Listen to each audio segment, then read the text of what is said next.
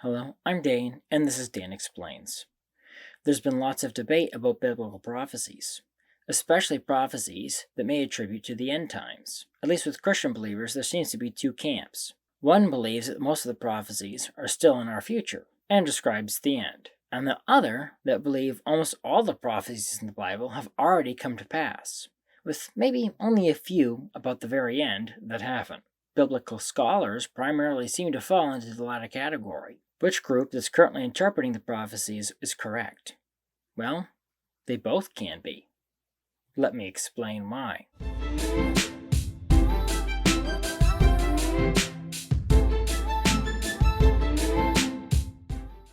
I'm not going to hold you guys and gals in suspense. The way both people who think of prophecies in the future and those who think it was already fulfilled in the past can both be correct is if the prophecy has actually been fulfilled multiple times. Today, I'm going to focus on a particular prophecy that's mentioned at least 6 times in the Bible and has had 2 or 3 fulfillments, with another possible in the future. It's the prophecy of the 70 weeks in the book of Daniel, which is also referenced by Jesus in 2 different Gospels, although they're probably referencing the same incident.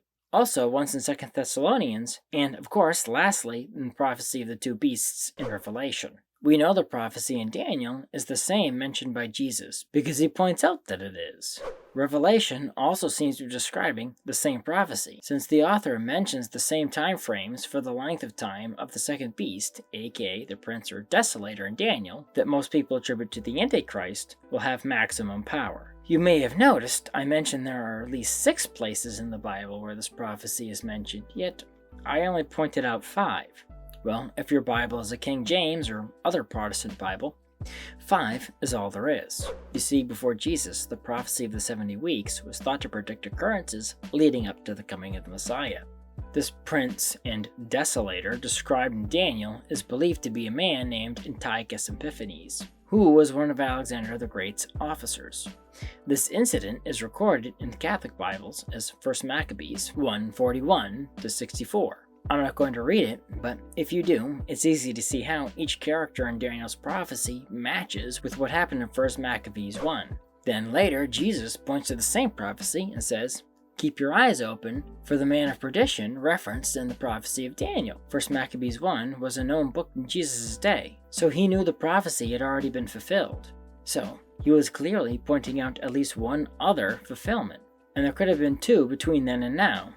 And each time the prophecy is being mentioned, it's being mentioned because it's about to be fulfilled again. The context that Jesus mentions it in is probably preparing the people in Judea with the imminent Roman persecution and destruction of the temple, since Jesus specifically mentions the people in Judea will need to be ready. Later in Revelation, it's almost certainly a reference to the Roman persecution of the Christians, since the writer of Revelation drops hints like the number of the beast's name, 666, which, if people do the math, was Nero, who could have been the emperor at the time. If the same prophecy has been fulfilled 2 or 3 times now, it's quite possible, if not quite probable, it will be fulfilled again. In fact, with the exception of Daniel, the other references seem to indicate that the end will occur after the 3.5-year period of the second beast's power when Jesus returns. So, the people who say it already happened and those who say it hasn't happened yet are probably both correct. If you've watched my channel for a while, you may have heard me mention the word typology. I plan on doing a video dedicated to it, so make sure to like and subscribe if you want to see that when it comes out. I think it's pretty clear that each instance of this prophecy's fulfillment and the evil persons that fulfill them are types of its final fulfillment and the Antichrist, which each prophecy alludes to, and the final fulfillment and the Antichrist are their archetypes. Thank you for watching. If you like this video, please press the like button. Subscribe to my channel and ding the bell to get notified when I post new videos. Also, please support me on Patreon, link in the description. The more people support me, the more time I can dedicate to making videos like this one. So, until next time, have a great week.